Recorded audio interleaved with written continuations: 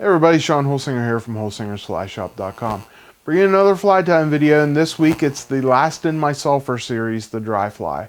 It's actually a parachute style dry fly, and I'm calling it the Turkey Quill Sulphur Parachute. That's what it is. It's tied with turkey quills, turkey biot quills. These feathers, really cool pattern or material that you can make nice bodies with.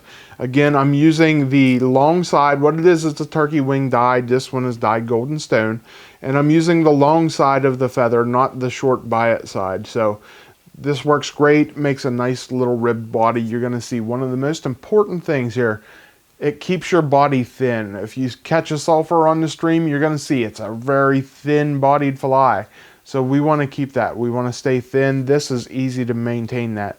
The tail on my fly, I'm going to tie it with a trailing shuck. I'm going to use some EP fibers for that. If you don't like that, pick up yourself some mayfly tails, or coq de leon would work perfectly fine for the tail on this. So experiment, have a little fun.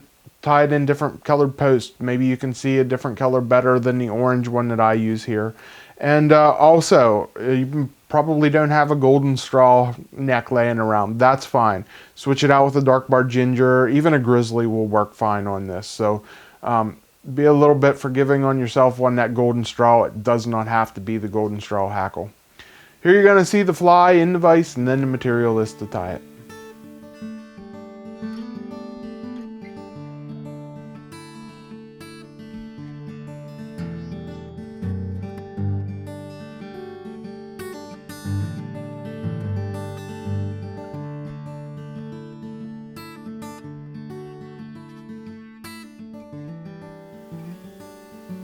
Okay, here we see the sulfur parachute in the vise. Let's get into tying it. For a hook, I'm using an 1170 Daiichi. This is a size 16. You tie them in 16s and 14s. The earlier the hatch is, the bigger it is. And they go down in size as the hatch goes on here in my area. For thread, I'm using Semperfli Nano Silk. This is 12 aught, and yellow is the color.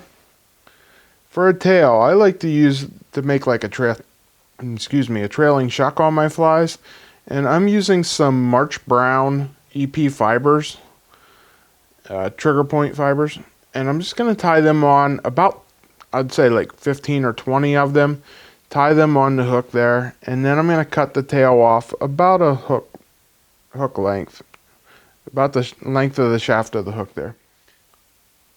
Next thing we're going to put on is one of the quills from the Turkey Biot quill that I showed you in the beginning part of the video here. And I just like to chip the point off there just a little bit, get back into the meatier part of the feather, and then I'm going to tie that on the side or the top and wrap it back there towards the tail. Now, next step you do not have to do. This is just helpful. I like to put just a dab, a small touch of super glue on there. You can see I didn't get much on there. I like the Gorilla Glue in the blue bottle, the gel. That seems to hold the best for me. And then I'm going to put my hackle pliers on that little quill. And I'm going to start wrapping it forward and just make nice side-by-side wraps. And it's going to give it a nice segmented body look to it. So this takes a little time. Don't put too much pressure, it'll break. And that glue helps hold everything in place. Oops. As I say that, it pops off. So there's a little bit of humor in my fly today. So again, we're going to wrap that forward and keep going right up to the front of the hook. Once we get it up here to the front, then I'm going to tie it off. I like to make about 3 wraps there. Trim that off and then make a couple extra wraps just to make sure it's secured. Next thing I'm going to put on is some fluorescent orange Antron yarn, and I'm going to cut off, I like to cut off at about 1.25 inches long sections. I'll cut a whole bunch of them and just have them sitting on my bench. And then I want to tie down right in the center. Make 2 or 3 wraps there, pull it down tight, and just wrap on each side of it a couple wraps. And then I'm going to wrap around it. So this is probably the toughest part, wrapping around this antron, getting it to stay together. So I make a couple looser wraps and then pull it down as I go, and occasionally wrap around the bottom. Once you get it started, it gets a little bit easier to go up a little higher on it. And like I said, every now and then, drop down on the bottom. Next thing I'm going to use is golden straw hackle fiber. This is just a nice, good dry fly hackle fiber. And I'm going to strip the fluff off the back here. I already have one done, you can see. Strip the fluff off, get that shaft there that I'm going to tie down. I'm going to tie that right to the eye so I get a good connection there. And then I'm going to pull it up and I'm going to wrap it right around that post. So this, oops. There we go. The feather then will get wrapped right around the post and go straight up in the air. The last thing we're going to put on is some dry fly dubbing. This is extremely fine natural dubbing. Sulphur yellow is the color. And we're going to go very, very thin. You can see how this has a very thin body. I want to keep it that way. I want it to be natural looking. So go very thin on this. Wrap it nice and tight. Get your dubbing tight. And I'm going to make a couple wraps in front and a couple wraps behind. I don't want to build up too much. I like that it has a nice little taper. And then I'm going to make like 1 or 2 wraps around that post again, just to get my thread where I want it. Now we're going to take, I'm going to hold this up.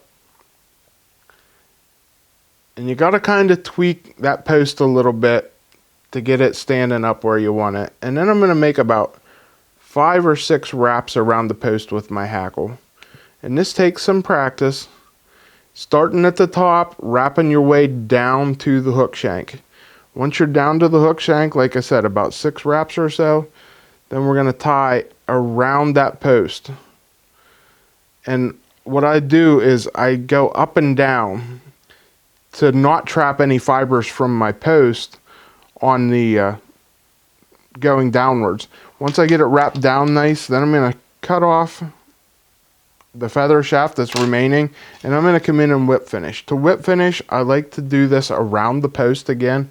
So I'm just going to put my whip finish on there, go underneath all those fibers. I like to do like 2, 4 or 5 wrap turns on it, and that's not going anywhere. Oops. There we go. And that is all that's to it. A little bit of practice, you'll get this fly down. Next thing I'm going to do is I'm going to trim off my post here. I'll make it about 1/4 of an inch high. And then you can see how I got a little bit of a scraggly tail. I like to trim that down just a little bit, make it more of a tapered look and not so scraggly. So there you go, a nice little sulphur pattern with the shuck, trailing shuck behind it. Alright guys, I hope you enjoyed that video. It's a fun little pattern for me to tie. I just think it looks cool, so I like tying them for that reason, if nothing else. But we have a ton of sulphurs here in my area, and they last for like a month. They're the coolest hatch in central Pennsylvania, I think, because it's one of the longest, best hatches. So get out, fish it, have fun tying. You need any of the materials to tie anything here, like always guys, please head over to our website at holsingerslyshop.com. We try to bring you everything you need for all your tying needs. If there's anything you need that you can't find on our website, please just reach out to us and we'll be more than happy to help you. So thanks for watching guys. Until next week when I bring you another video, I'm Sean Holsinger.